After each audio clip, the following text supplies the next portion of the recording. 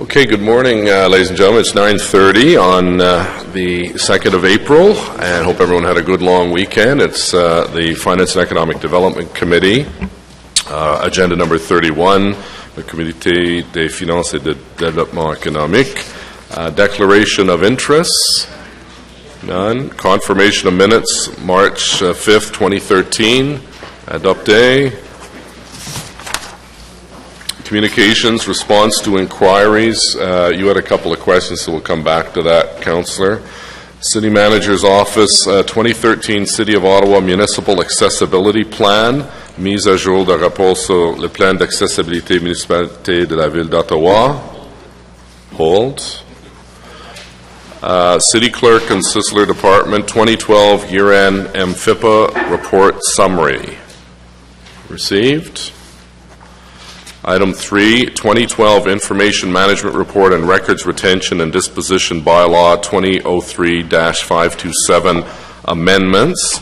And the City Clerk has asked me to remind everyone, I'm sure you have it in your calendar, that we have proclaimed April as Information Management Month. And the City Clerk has the month off to celebrate. So any on this, received. Item number 4, appointments to the Downtown Rideau Business Improvement Area Board of Management. Nomination au Conseil de gestion de la zone d'amélioration commerciale du Centre-Ville Rideau. Ryan Smith and Trenton Wilzer Jones to be appointed. Carried. Item number 5, status update, Finance and Economic Development Committee inquiries and motions for the period ending 22nd of March.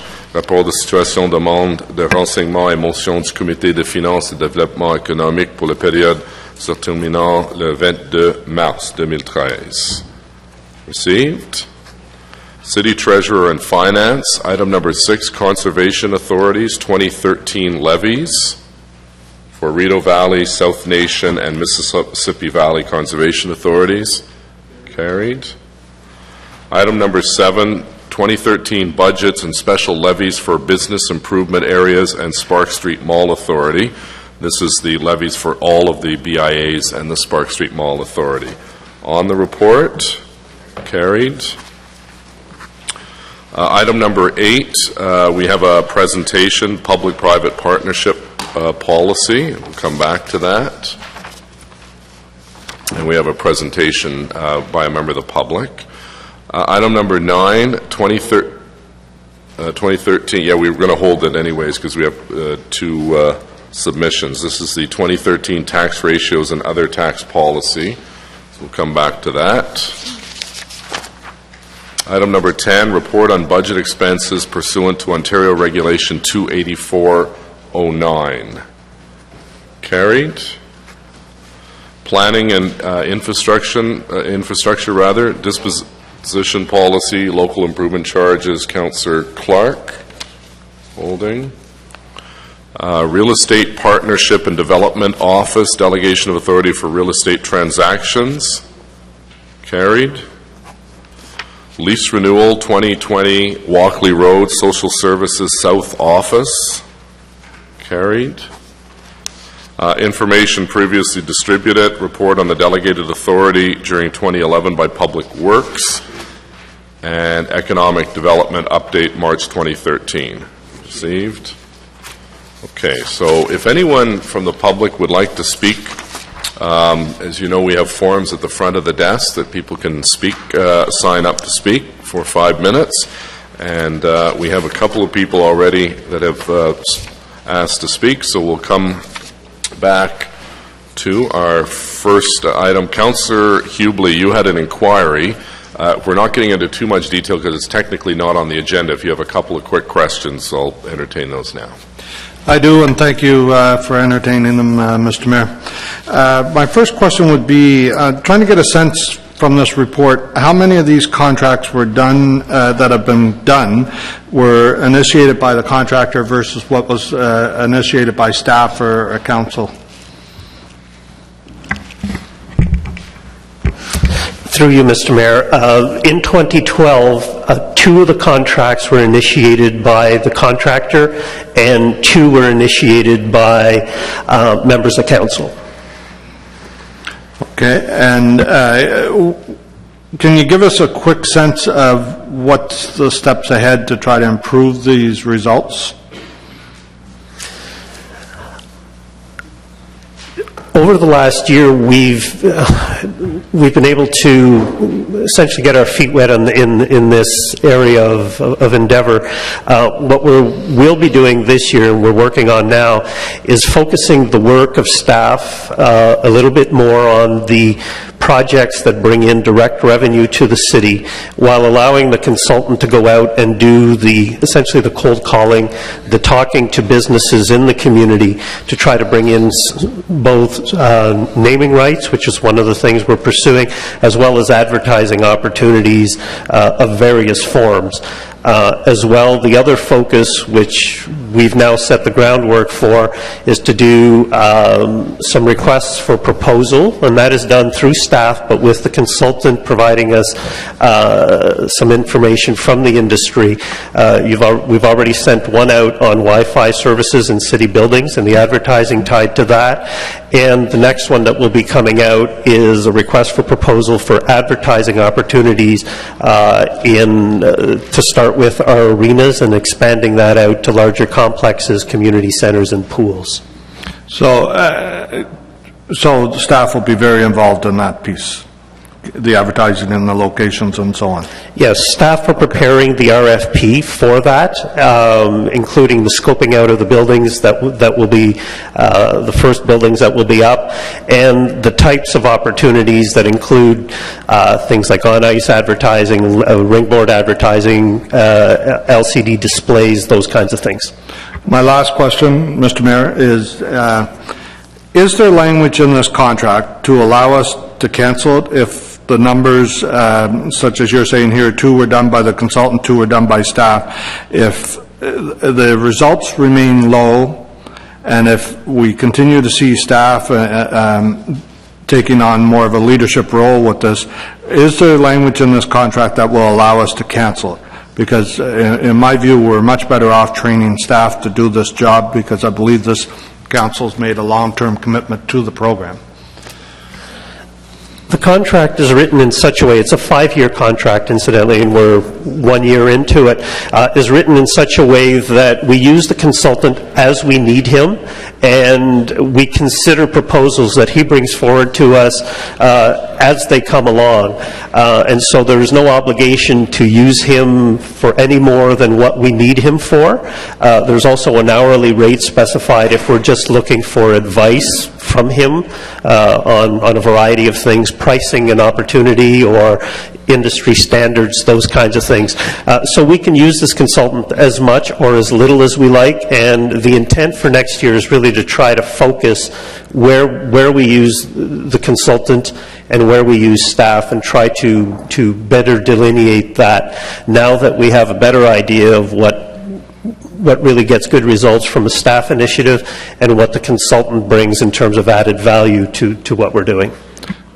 So just to confirm, staff will have much more of a leadership role in this in the remaining years in this contract? Yes, we're doing that. Thank you, Mr. Okay, thank you. So the first item on our agenda is item number 8, I believe, Madam Clerk.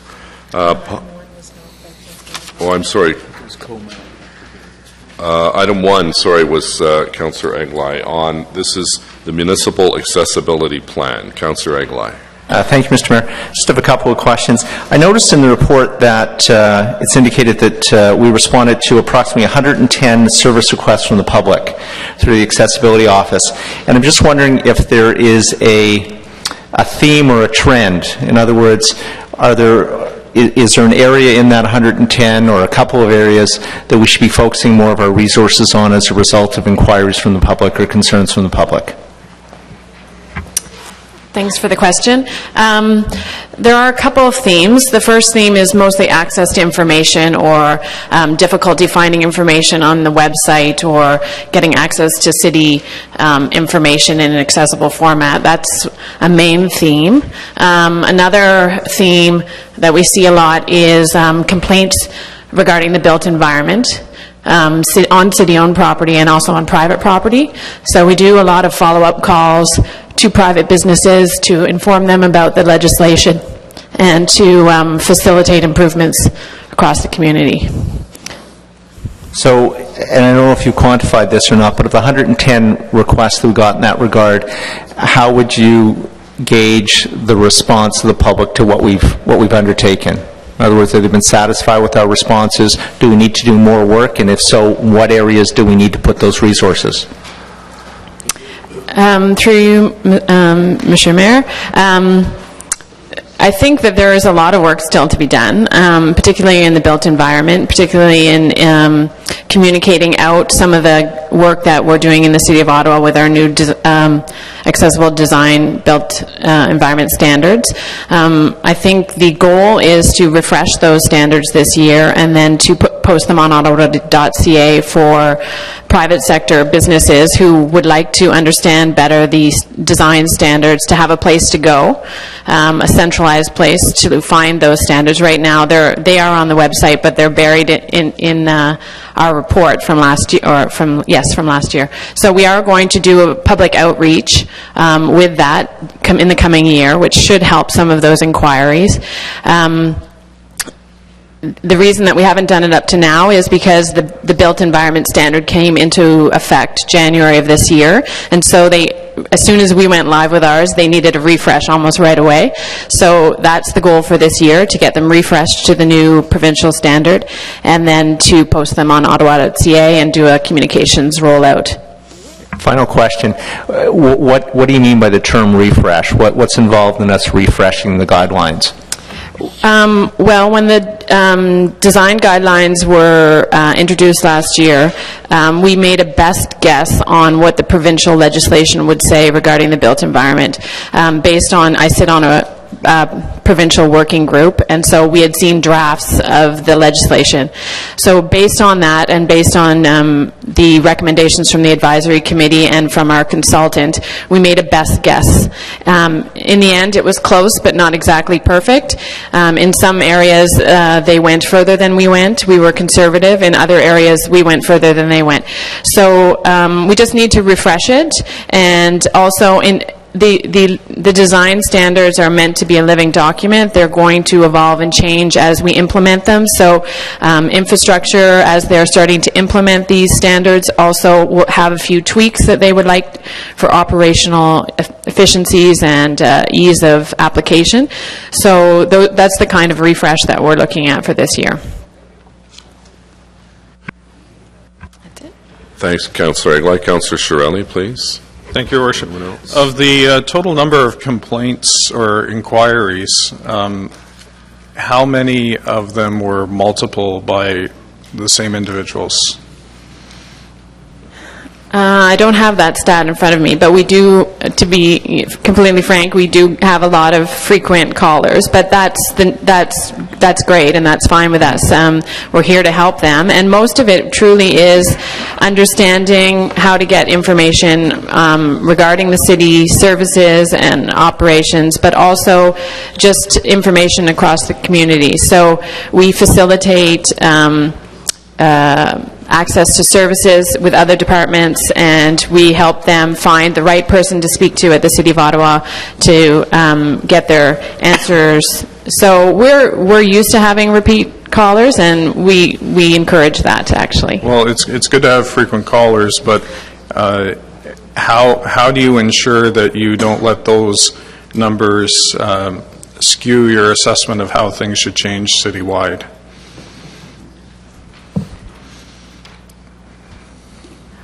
Well, we do look at the trends in types of calls from across the board, not just from individuals. I mean, because we're working with people with different disabilities, there are different requirements in terms of needing access to assistance. So we take that into consideration when we calculate our statistics. The statistics are based on the service request, not the individual, but I can follow up with you if you'd like a more analysis of who the callers are. Okay, sure, thanks. Great, thank you. Any other comments, questions? On the report as presented, carried. Item number 8, we have a presentation. This is on public-private partnership policy. Now, we do have the report. Do members of the public, or sorry, do members of the committee want the presentation, or would you like to go directly to public? So we have a request. So Mr. Jeff Byrne from our procurement branch has a presentation. I think we have a slide deck for you. And then we have 2 speakers, Bob Brocklebank and Clarence Dungy.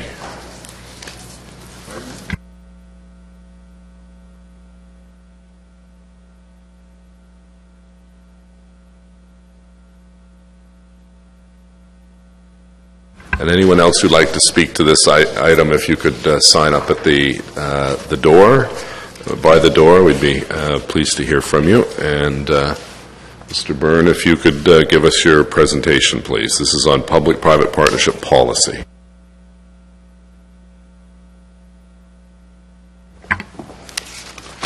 Yes, good morning, and thank you, Mr. Mayor. This presentation is on the public-private partnership policy. It's essentially a formalization of the processes that we followed in the past with regards to our P3 projects, with greater emphasis on the business case analysis as well as the reporting back to committee and council with regards to performance. The policy is the result of an AG audit that was conducted, and within that audit, it required that we improve the overall accountability, the monitoring and the reporting of the P3 projects, improve the business cases and the support of the P3 approach, and then finally to clarify the roles and responsibilities of city staff.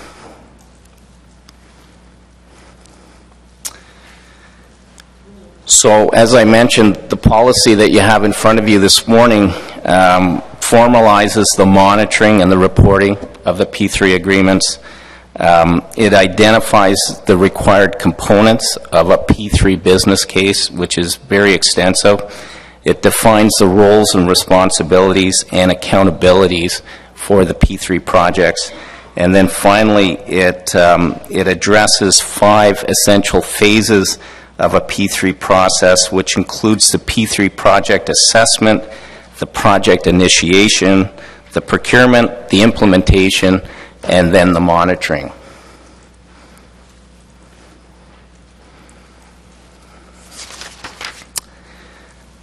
So the first stage is the P3 project assessment, and it in itself is made up of 3 stages.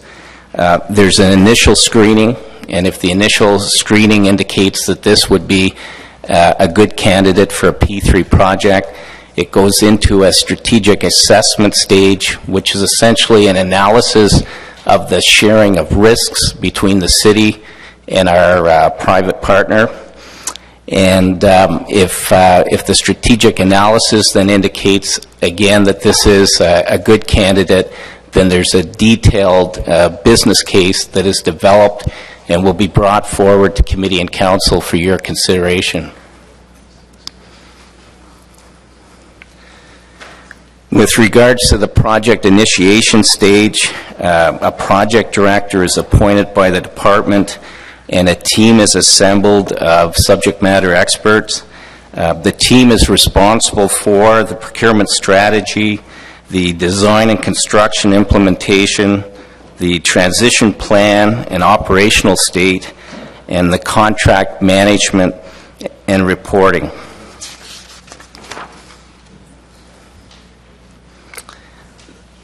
The next stage is the procurement stage. That's the stage that my branch will be responsible to be the lead to ensure that it's an open, fair, and transparent process, and that it follows our purchasing bylaw. An independent fairness commissioner may be appointed to oversee the procurement, and the department will submit the selection of the preferred partner and a recommendation to finalize the agreement to both committee and council for consideration. The next phase is the implementation phase, and it's to ensure that the implementation complies with the P3 agreement. There will be a design review, a confirmation of specs that will meet the city requirements.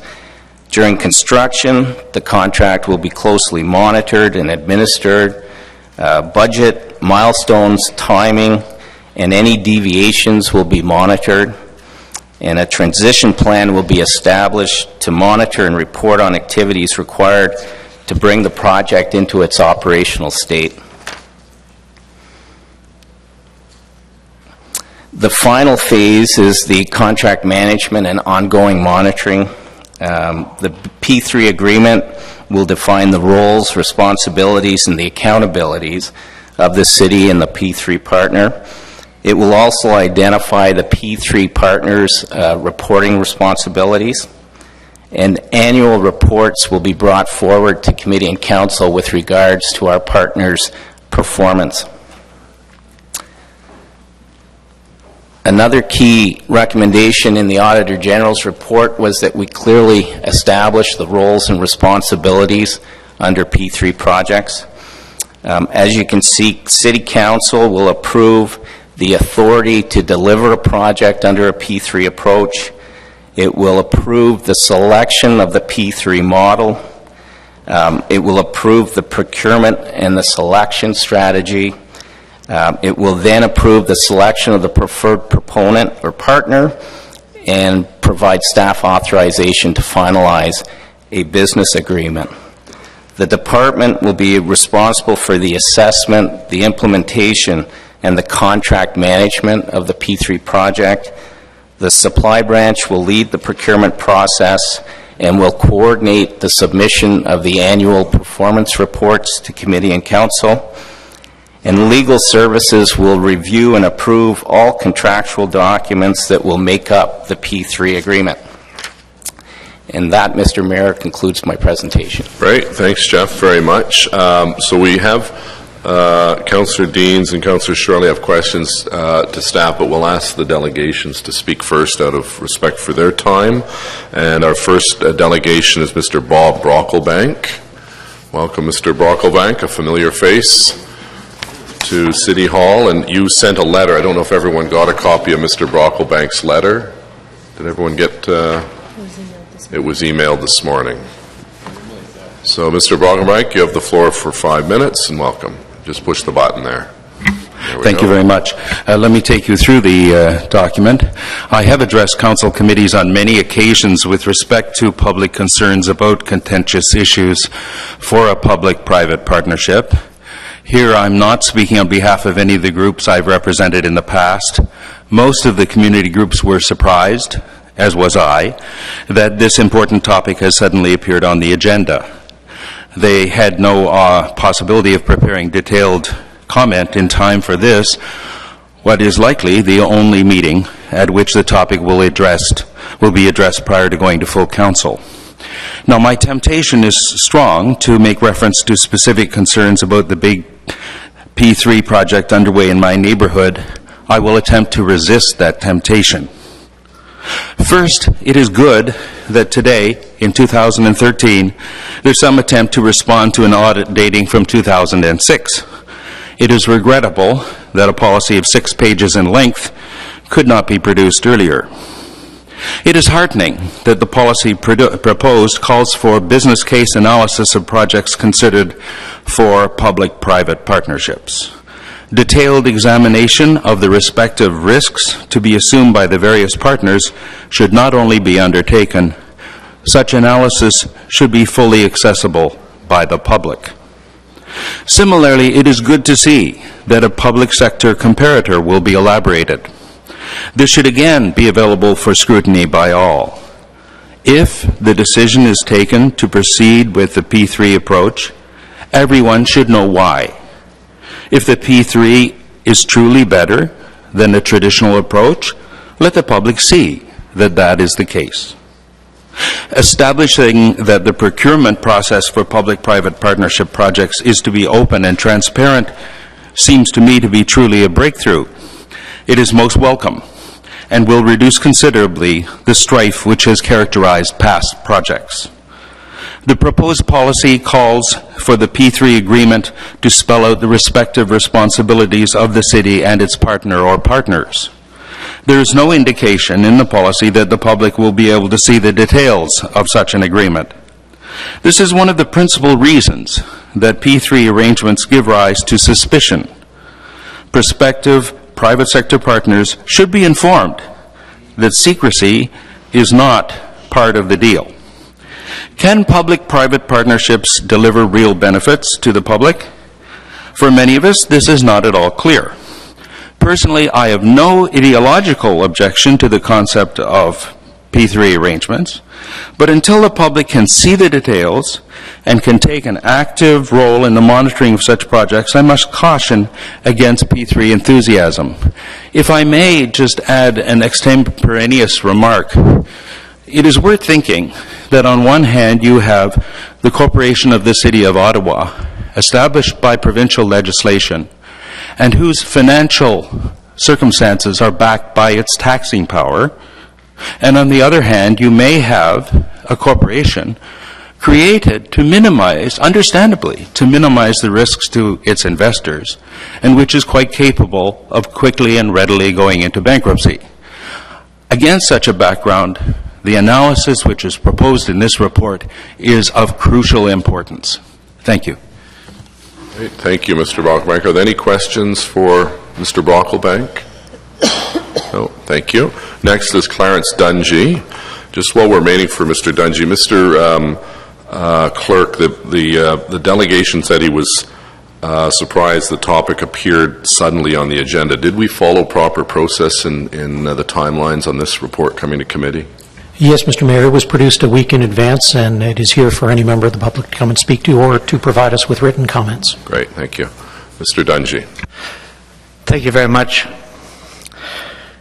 You know, Council, every once in a while the public gets caught, I say this with due respect, with their pants down. Mounds and mounds and mounds of information are available to them in a multitude of ways. But every once in a while, we slip. I say this on behalf of the Labour Council. I say this on behalf of 503. And this Council is very much aware of the concerns that we have to ensure that the general public is really up to snuff in order to take care of that concern. This Council is aware that we had a major public conference that was held where we had panels of experts who viewed the question of private P3s. And yes, there are some successful. What concerns me, Council members, Your Worship, is the fact that I missed it. I really did miss it. I just got the report just now. And had I caught it in time, I would have been here better prepared. But I'm here with my pants down. So let me say, I'm not going to bend over backwards.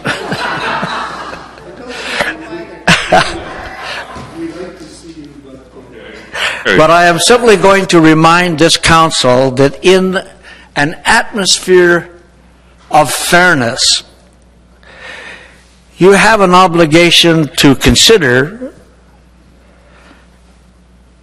putting this and delaying it when we can have a fair chance of getting the the general public involved. Yes, a week and a half is there, but gee whiz, you know, I just went through, I think you did too. Good Friday, Saturday, Sunday, Monday. All of us said, let's put all this aside and let's enjoy our families. That was a mistake. We should have been right at the board. We should have been right there taking a look at what you were up to. I say that respectfully. That said, my biggest concern is this report fails to look or even mention all of the failures on a global basis that have been announced and presented for the general public to digest. We deserve, in the area, we the public, we those people, such as 503 and the Labour Council, deserve an opportunity to come forward with a proper, well-informed document that may or may not have an effect on the current report. Right now, it's not fair. Now, Your Worship, I say this to you with respect. There's a lot of common conversation that this council has lulled the public to sleep under your administration. I take a different view. I take a view that you are doing what you believe is correct in as fair a manner as possible, but again, with respect, you have stumbled on this one. Don't let your staff not allow you to stand up and take a second look at it. In fairness, Your Worship, we deserve that. Now, when I look at the report, I think at the last page or so it says, oh, I can get all this information. I can go to so-and-so or I can do this. Hell, I've only had 3 days because the rest was all holidays. This is too an important matter for you to just simply disregard. All we're asking for is fairness. All we're asking for is for you to put aside some time for the general public to come to you in a fair, logical manner. That's all we want. Fairness. We, the public, deserve fairness from you, Your Worship, and this council. Thank you very much. Thank you. Are there any questions for Mr. Dungy? Est-ce qu'il y a des questions? Thank you very much. Now, Councillor Deans had a question to staff, so Mr. Burns, and then Councillor Shirelli. Thank you, Mr. Mayor. Mr. Burns, I'm just trying to understand what has changed from the 2006 policy to today. In particular, I'm wondering what happened to the Ottawa option. Is it still part of our procurement process? It is. The Ottawa option stands alone as a policy. But it would apply to Triple P. It could. So can you just describe to me, if someone came in with a proposal under the Ottawa option, would there be an opportunity for others to bid on it as well, or how would that work? The Ottawa option allows for both a non-competitive and competitive process, and in order to pursue a non-competitive process, it would have to meet one of the requirements detailed in the purchasing bylaw with regards to non-competitive procurement. If it didn't meet that process, the policy states that we would negotiate to a point of satisfaction with the unsolicited proponent, and then we would go out to the public. We would advertise it publicly, and other partners would have the ability to come in and meet or beat that proposal. And why wouldn't that be in this document? Like, that seems to me an integral part of our partnership policy. Well, it certainly complements the P3 policy, but it's a policy that applies to much more than just P3 proposals. Okay. But unsolicited proposals would be addressed through the Triple P process. That's correct. And under this new policy, can you tell me, just give me an example of how the dealings of Lansdowne Park would have been different than they are today? Would there be any changes in how that all turned out?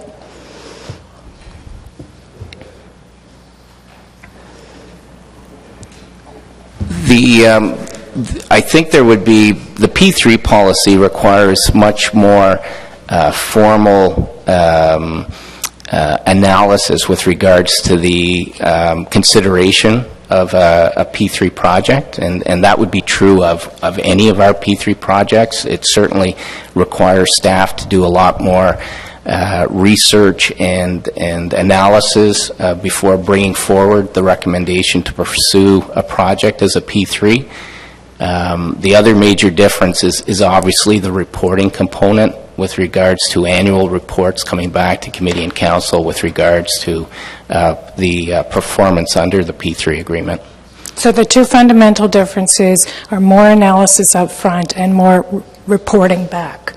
And Mr. Kirkpatrick has a comment.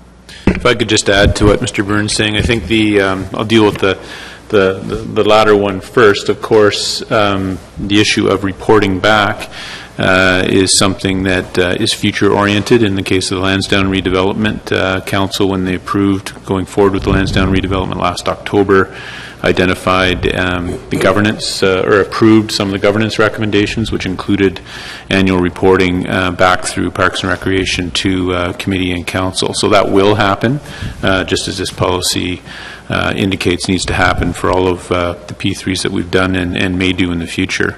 With respect to the first point, I think I would agree with Mr. Byrne that I think the big difference in terms of what this policy calls for and what happened with the Lansdowne redevelopment is that there wasn't a public sector comparator, which this policy calls for, was not developed at the time that council was considering moving forward with the Lansdowne redevelopment. But I think it's important to remember how that opportunity arose and was discussed by council. It in itself was an unsolicited proposal from OSEG.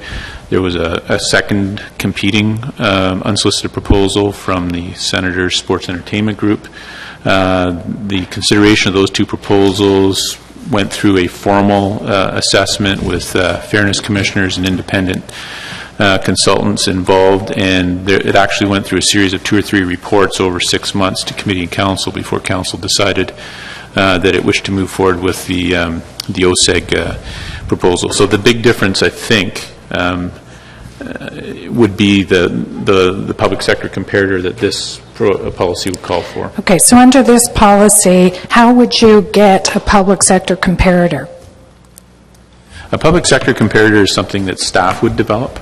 Depending on the individual project, we would have the knowledge and resources to do it internally. Some different projects we might require external resources to help us with that. But we would develop a public sector comparator, and it would be presented to council, I think, in the second point that Mr. Byrne was talking about, when we come forward to identify, do we wish to pursue a P3 or an alternative finance procurement model for the purchase or the procurement of this particular asset or service.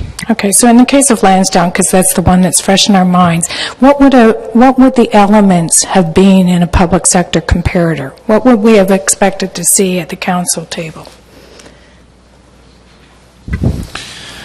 Well, if you think about a public sector comparator would be an analysis of what would it take the municipality to deliver the proposed asset or services or program, so remove the private sector partner out of it, and how much would the city, with a whole bunch of assumptions, look to incur in terms of the cost of providing the asset and the infrastructure and running it. Would we have rolled in retail as part of it, that we would do retail? Like, would it be an apples to apples comparison?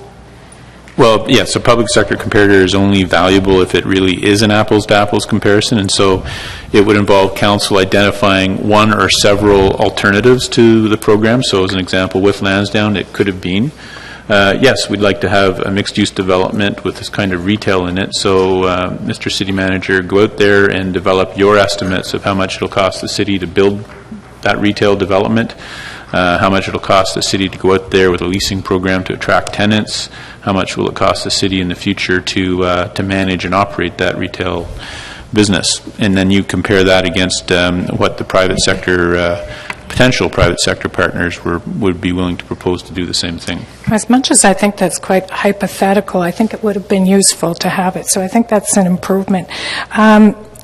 Just wondering, just following up the point that Mr. Brocklebank made about having the details of the partnership available in a public domain. Is that possible under this policy?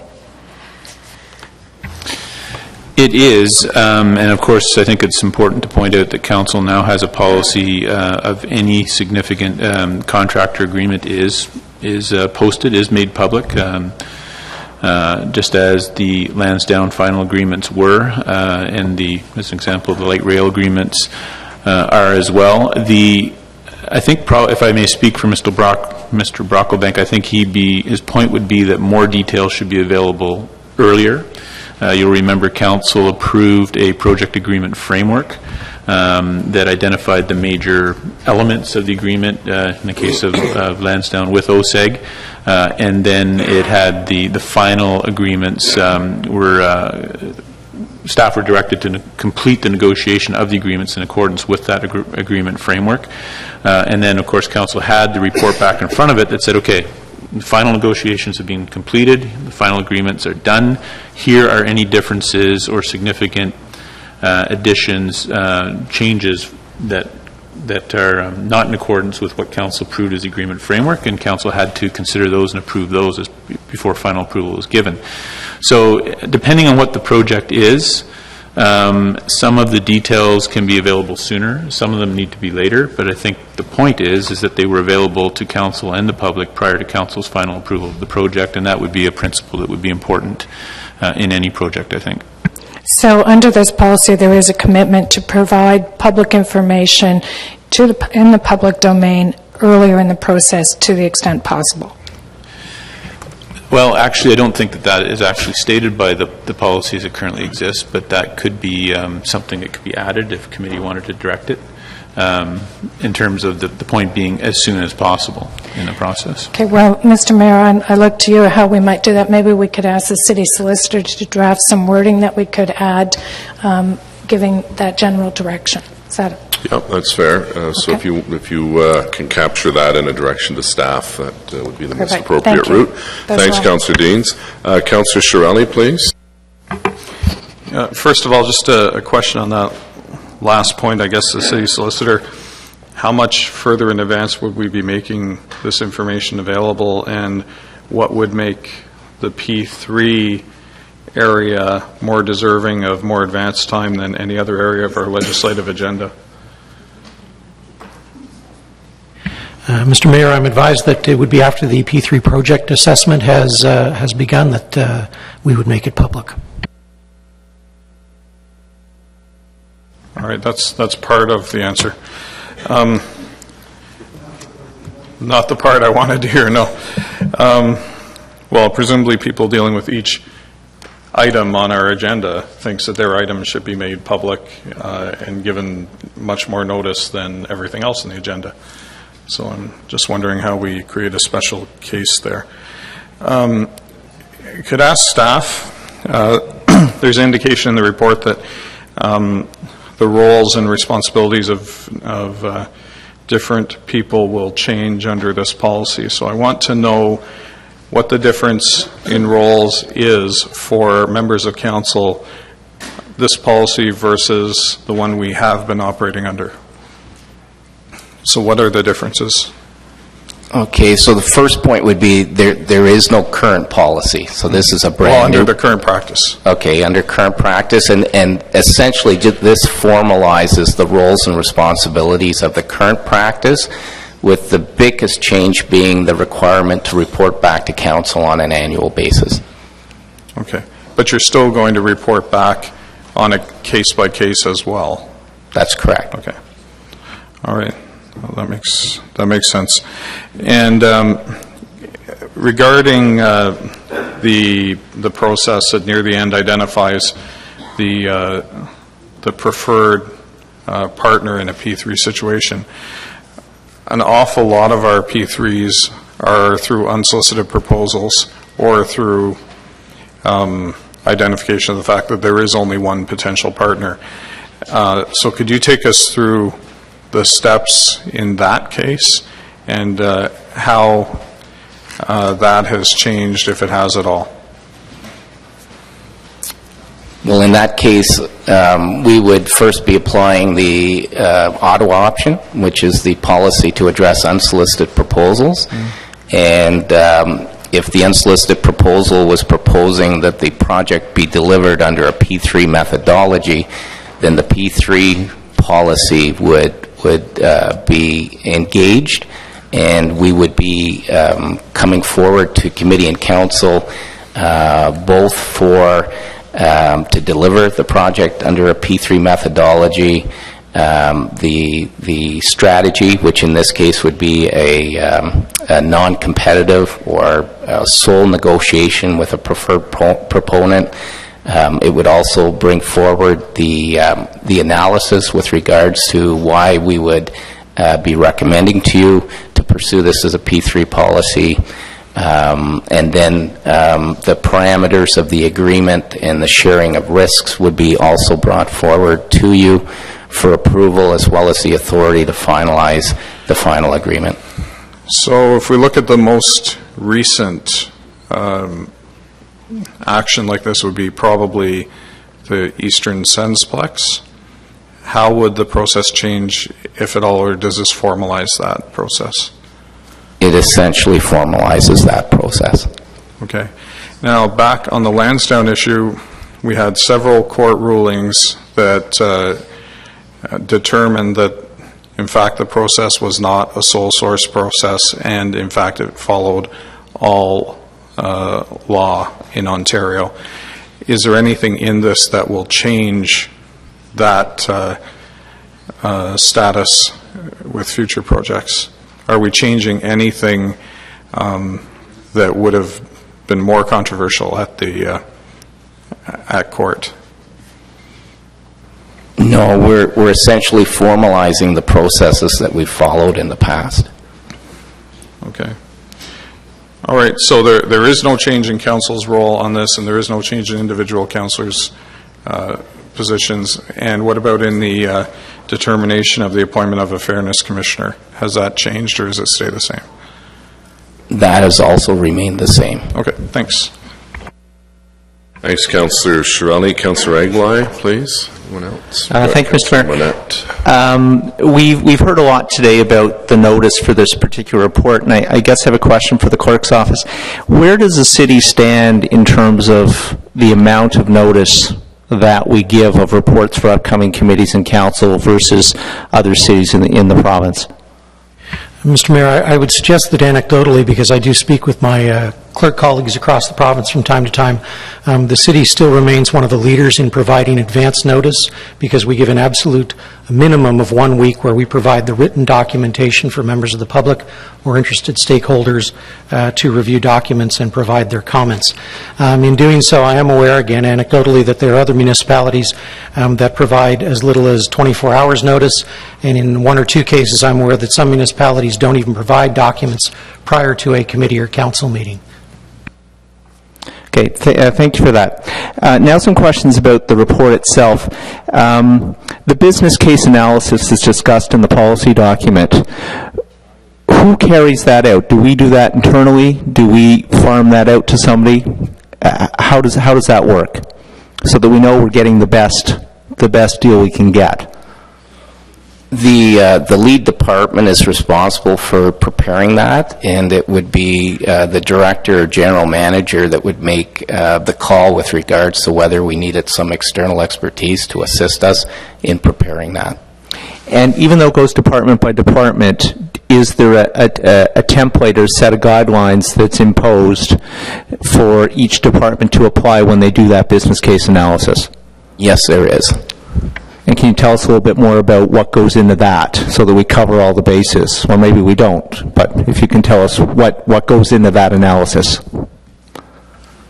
Well, the analysis is really a three-phase process. So the first phase being an initial screening, and that's a very high-level review of the project against attributes that would make the project considered ideal under a P3 agreement. Once that screening has been completed, it goes into a strategic analysis, which is more an analysis with regards to how the risks under the project will be shared between the city and the partner. And if our information is telling us that those risks are manageable and are likely to be accepted by the public sector, that's when we would go into our extensive analysis with regards to the public sector comparator, which is essentially the cost of the city to traditionally, under traditional methods, deliver that project to the taxpayer. Okay. Now, the reporting function, the yearly reports on the P3 projects, can you tell us what you envision with this process if we approve it today? What's going to go into that reporting? What are you going to tell us about? Well, it definitely will provide information with regards to the framework that Council approved under the P3 agreement and whether those terms and conditions are being met under the project. It will include financial performance with regards to whether our partner is meeting its numbers under their business case or financial proposal that they put forward. It will include an assessment of our partner's performance, both in constructing and designing the facility, but also in their operations of the facility. Okay, thank you very much. All right, thanks, Councillor Aglaï. Conseiller Monette. Thank you, Mr. Mayor. Is there any impacts on the existing P3s with this report? The only impact would be the annual reporting. The annual report. Okay. And can you advise when the city's unions may be involved or contacted under this proposed P3 program? Or maybe legal would be able to answer that, I'm not sure. Mr. Mayor, I was talking with the Treasurer about this earlier. When the staff are developing the public sector comparator, the model as to whether or not the project would be of a similar effect if delivered by the public sector, it would be our intention at that point in time to sit down and go over the materials with the respective union that may or may not be involved. Okay. The other question, and I guess it might be more directed to legal again, Mr. Dungy had brought up an aspect, Easter Friday and Easter Monday. It fell in under the 29th, 30th, 31st, and 1st. Today is the 2nd. Do you have the date when the report was made public? Yes, Mr. Mayor, that would have been public on Tuesday, March 26th. 26th. Okay. Thank you, Mr. Mayor. Thank you. Councillor Harder, please. Thank you, Mr. Mayor. It's interesting listening to everybody talk about this, and a question I guess I have coming from it, Mr. Kirkpatrick, the question that I have, I was listening to everybody else talking about it, and I would not want the public to have to assume that there's going to be a great amount of information coming forward at an earlier date when we're talking about a business deal. And once you get into that, it's not realistic, nor is it logical, and it would be costly, I think, to the municipality should that information be expected and therefore divulged in an untimely fashion. Would you agree with that? Yes, I would, but I think with that concern in mind, what the motion that I think Councillor Deans is considering would speak to as soon as possible in the process. So that would, those considerations would be taken into account in determining when in the process that information would be released. But don't we do that now anyway? I mean, yes, but maybe not 8 years ago, but certainly, I mean, if I think back, you know, the years since amalgamation, I think about P3 projects and major projects that have come forward and gone behind us. I mean, we certainly have learned along the way that we should be more forthcoming, or to the best degree possible. But then who is the person, I guess, that would have the jurisdiction over when the timing would be right to release information? So maybe if I could just, first of all, I think it is the practice, and it's more and more the practice of the municipality, excuse me, in terms of releasing information earlier or as early as possible. I think, though, as Mr. Byrne has indicated a couple times this morning, this policy is more about formalizing and making clear into the future what Council's expectations are in terms of how the administration will manage these processes. So I think there is some value in formalizing and identifying what is already part of current practice. I think in terms of who, that would be Mr. Byrne, because I think what would be important is in terms of what is the project, how is the, I mean, there are various models of AFPs and P3s, and in terms of what the project is and what the model is that's being recommended or considered, when in that process would the release of an agreement, proposed agreement, be most effective. And I think it would differ depending on the project, but that's why it's important that the principle will be enunciated that as soon as possible. Because, I mean, I can think of one specific situation, and I don't know whether I can even, I just will err on the side of being smart enough to realize it could be an issue to even talk about it. But one situation that I know of where the city, because we're the city and we have rights of expropriation, for example, that we felt the need to go public, that absolutely disadvantaged us in the market, absolutely disadvantaged us. So I just think that I just do not want the public to take away from today when they listen to the media, when they read the media or see the media, that there's going to be some big change, because we always, and we've learned over the years how to be better at it and more forthcoming, but we never would put ourselves in a situation where we would disadvantage the taxpayer and the people that we represent with some opportunity that may come along. Thank you. Okay. So Councillor Deans does have a direction to staff. I wonder if the clerk could read that out for us. I think you've concurred with Mr. Kirkpatrick. So, Madam Deputy Clerk, we have it on the screen. So that the P3 policy incorporate the release of information related to a proposed public-private partnership agreement for the purpose of public consultation and information as early as possible in the process. And Mr. Mayor, if I could just speak to that briefly. I mean, this is not in any way intended to disadvantage the municipality. It's to recognize the public nature of the organization and that this city is run with tax dollars, and to the extent possible, without disadvantaging, that this information should be made available. And although some of us might think that happens, I think it's fairly clear that it doesn't always happen. And this formalizes that, but there's wiggle room in this to the extent that if there was a concern about disadvantaging a project as a result of it, then it wouldn't happen. But I think this is, in terms of a direction, I think it's a good direction to our staff. Thank you. Okay, so Councillor Eglai. Just a comment or a question, I guess. I'm still not clear as to who determines when this will be released, and what the test is, though, I guess. If I may. Is it commercial viability? Is it, Yeah. as Councillor Harder pointed out, or is it something else? What's the test to be applied? So who would determine it?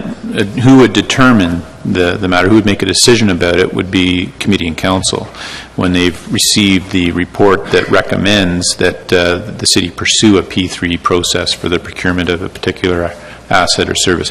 Who would determine what would be recommended to committee and council for their consideration would be Mr. Byrne, taking into account, just as you've indicated, what is the specific P3 that's being considered, and what are the issues in terms of the impact on the effectiveness of the process in terms of timing of coming out with detailed agreements. I guess what's getting a bit lost in translation for me is that initial report that's going to recommend to us whether or not we release the information or not. Is that going to be by way of an in-camera report? Because once it's in the report, it's in the report, and it is released. Or no, I don't. Something? It wouldn't be an in-camera report. The agreement wouldn't be in the report either. The report would be making a recommendation about a proposed P3 and a process to undergo to entertain one. And the report would indicate when in the process staff would be coming forward with an agreement. Okay. All right. Thank you. Okay, so the direction to staff has been given on the... Councillor Clark, I didn't see your hand up, but go ahead. I was waiting for questions to finish. All right, well, it's questions and comments, so the floor is yours. All right. My view of the P3 process is to bring in some private capital into the picture when we want to achieve more results than we could naturally do using that wonderful method that Miriam has talked about, debt financing. I also think that it leads to operations, and that's where Mr. Dungy feels that if it's going to impact on employees, that the P3 process might be unfairly applied to reduce the amount of civil service involvement, although I think that the LRT is a prime example of an agreement where the union is protected. So I think that the notion of having a formal process like this one is very important to us as council. I think it's just too easy to sort of let things flow, and I think this report achieves that. I don't think the report's unfair. I don't think the release date was unfair. And quite frankly, I don't think it's really going to change the methodology we use for handling business in this council. So I would urge you to support this and get on with it. Thanks, Councillor Clark. Councillor Shirelli. Thank you, Your Worship. I was going to make a comment, but instead I'll turn it into a question, which is, what about the proposed P3s that staff simply don't agree with? How does council find out about them, and how does council get to exercise its discretion and oversight on those?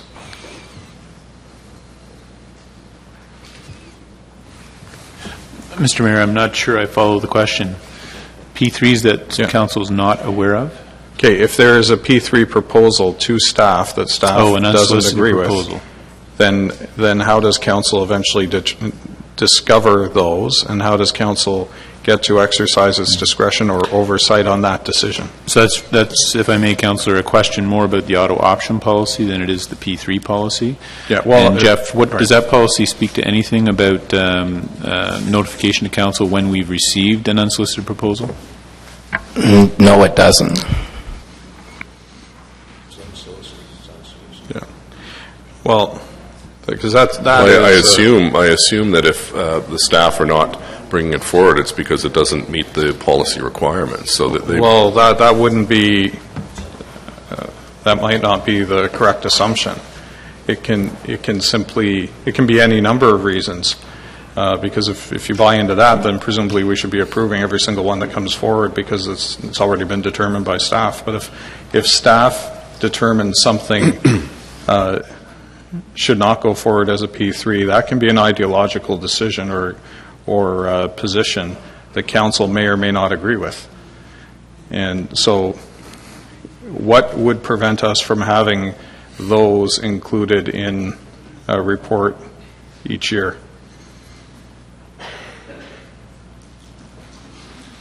We could include it in the annual report.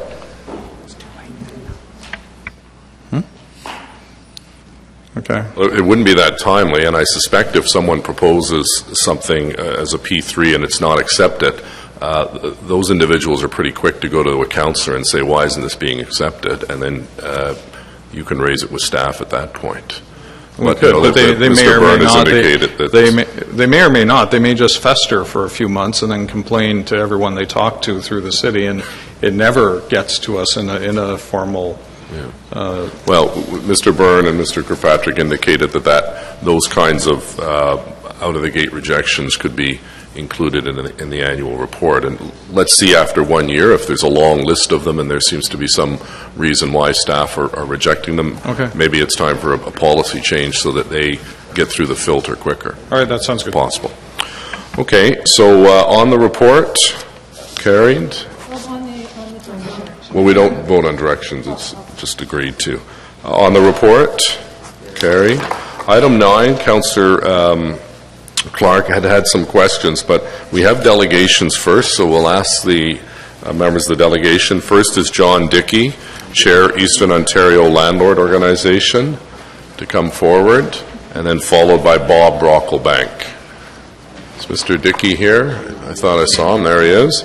So this is on, for members listening to this at home or at the office, this is 2013 tax ratios and other tax policies, coefficients fiscaux et autres politiques d'imposition de 2013.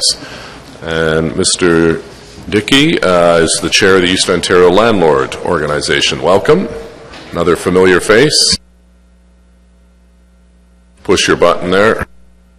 Yes, thank you, Mr. Mayor, and thank you, councillors. I am here today to strongly support the staff report.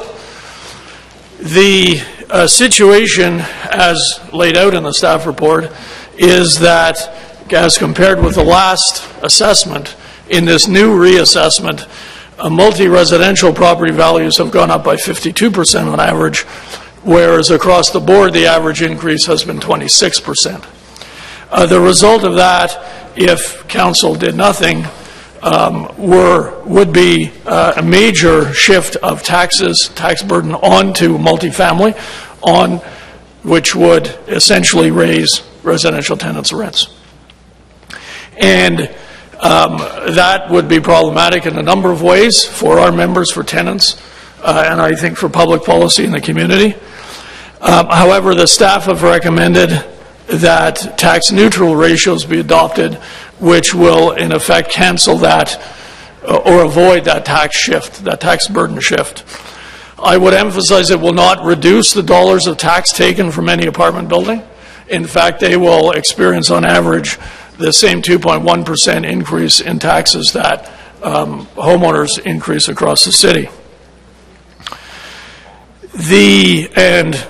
This change will avoid the vast bulk of tax-driven rent increases to tenants. The odd one that might still happen would simply be an outlier, a building which has gone up, in fact, significantly more in assessment by 70 or 80 or 90% instead of by 52%. So the one additional thing I would like to add is that EOLA will be working with the finance staff over the next few months to update the tax ratio study to help with the decisions for 2014 and beyond.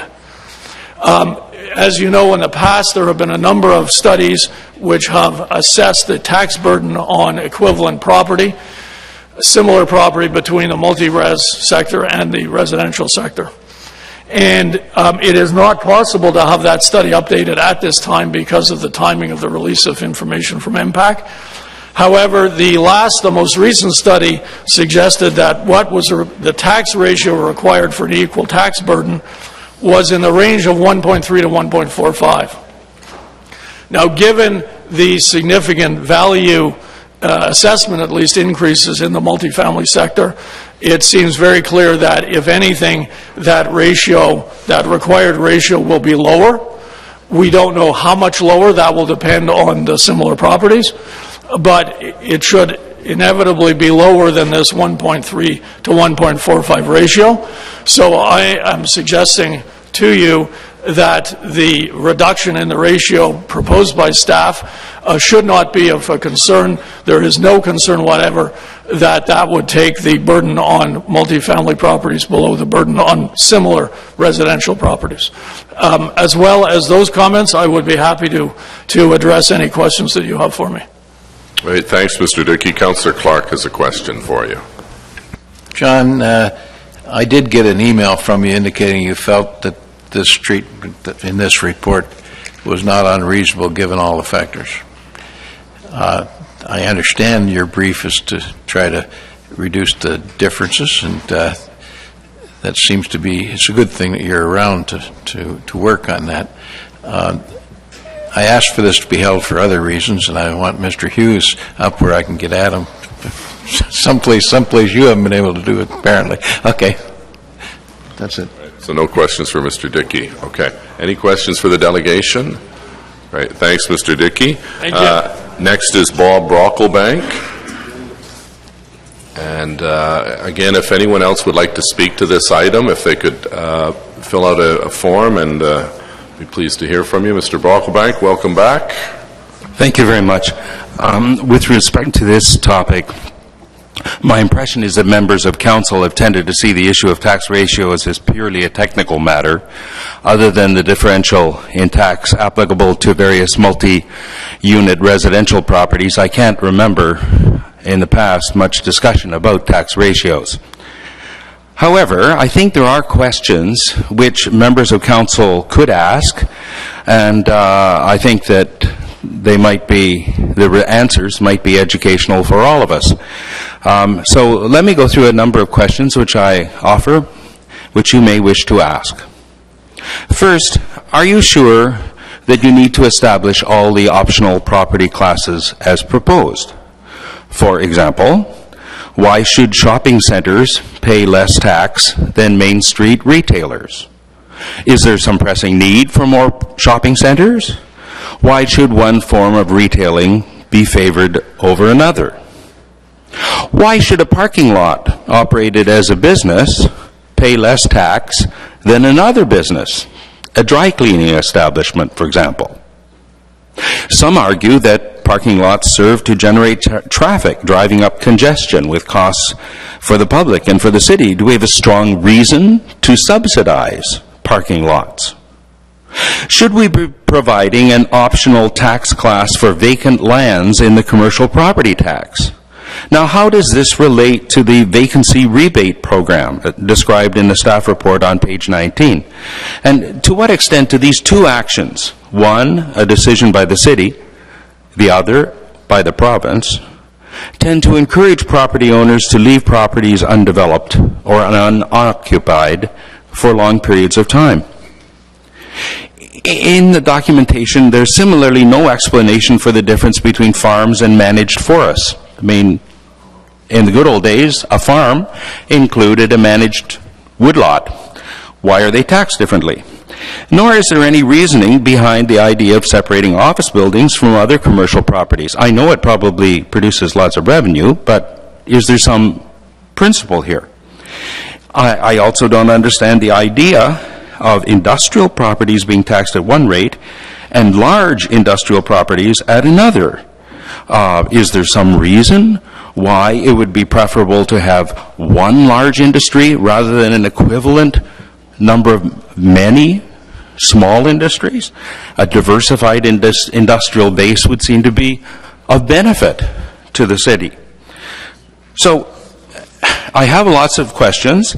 I think it's an interesting issue for those of us who are interested in technicalities, and my final point is I'd like to inquire whether at some point there's a report that is produced by the city which gives us some idea, first, how properties are categorized, what's a large industrial as opposed to a small industrial property, and that might itemize how revenue is received by the city, how much revenue, for example, is received by the city from each of these individual categories in this tax ratio calculation. Thank you very much. Great. Thank you, Mr. Brocklebank. Are there any questions to the delegation? Est-ce qu'il y a des questions? No. Okay. Thank you. So we have... No. Mr. Clark has a question. Mr. Hughes, and Councillor Harder as well. Okay, anyone else to staff? No? Okay, Councillor Clark, the floor is yours. Well, as you know, Mr. Mayor, I was fortunate enough to sit on the Taxation Committee for a couple of years, and the benefit of Councillor Hume's long experience in the MPAC field.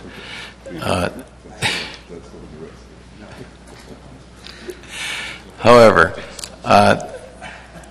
one thing I would like to have seen in this report is last year's rates side by each, so it's some notion of what changes, if any, were taking place. And is there a reason you didn't include that? Mr. Mayor, if you, we could certainly take it as direction to show it in the report in future.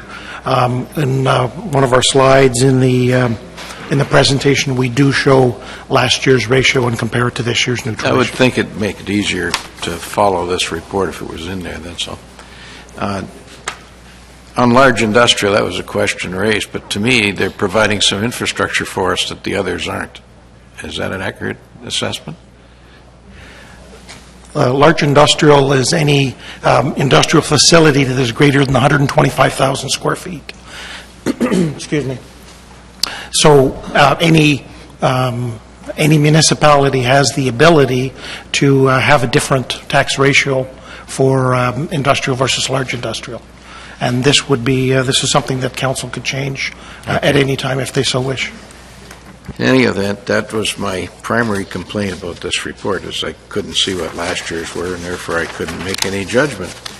And, of course, my judgment's flawed, as most of these fellows know, so I wasn't too worried about it. In any event, I am personally satisfied with the report, Mr. Mayor. I just think that it could provide better information. In fairness, there was a slide deck and a presentation, but members of committee didn't ask for that, so it was available. You might want to send it to Mr. Clark. That would be helpful. Yes, Mr. Mayor, we'll take it as direction for next year to include that in the and report. that's a good point, Peter, for next year. Okay, any other questions to staff? No. Okay, on the report, item number 9, 2013 tax ratios and other tax policies. Carried. The next item that was held was dispensation policy, local improvement charges. Who held this? I believe Councillor Clark again. Number 11, disposition policy, local improvement charges. Oh, I'm sorry, dispensation. Sorry.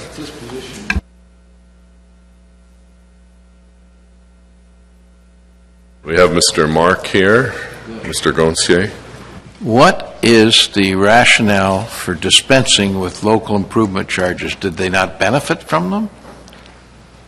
Mr. Mayor, the rationale behind this is that, regretfully, these have not been brought forward to the Committee or Court of Revision for imposition as promptly as they might have been.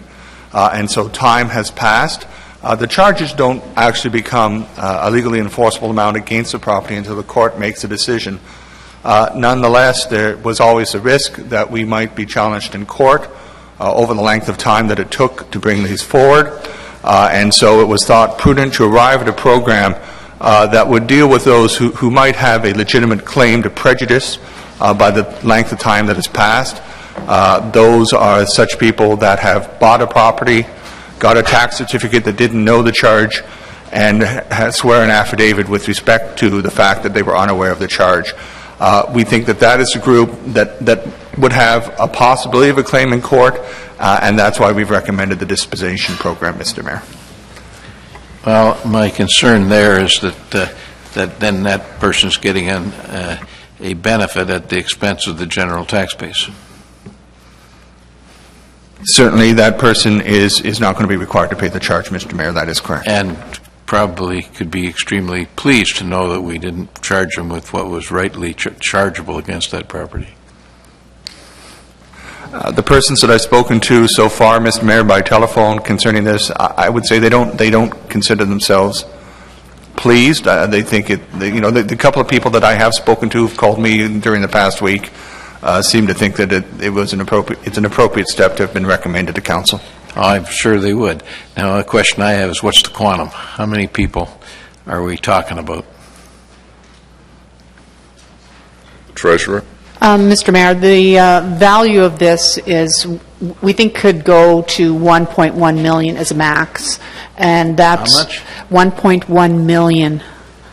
And that's for all of the properties that we are looking at right now that have local area improvements on them that we're bringing forward to the Court of Revision.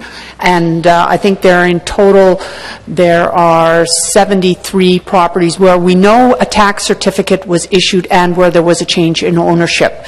Now, the third criteria still has to be met. They have to swear the affidavit that they, in fact, were unaware that there was a local area charge at the time that they purchased the property. And so the 1.1 million is based on all of those properties being able to swear that affidavit. So from a methodology point of view, Mr. Mayor, we should, when we contemplate any of this, make sure that there's notice goes on to the registrar over here that a local improved area charge is being contemplated, so we don't lose all this revenue. $1.1 million, I can think of a lot of things in Keith Eglei's ward that could be used $1.1 million. And I think, as the city manager's indicated, that is the new policy. Okay. I think we should. Yeah, no, it is being done. Okay, on the report, carried. No in-camera items. Any notices of motion for consideration at subsequent meetings? Inquiries? Other business? Adjournment. Carried. And the next meeting is the 7th of May. La prochaine réunion, c'est le 7 mai. Meeting adjourned. Thank you. Merci.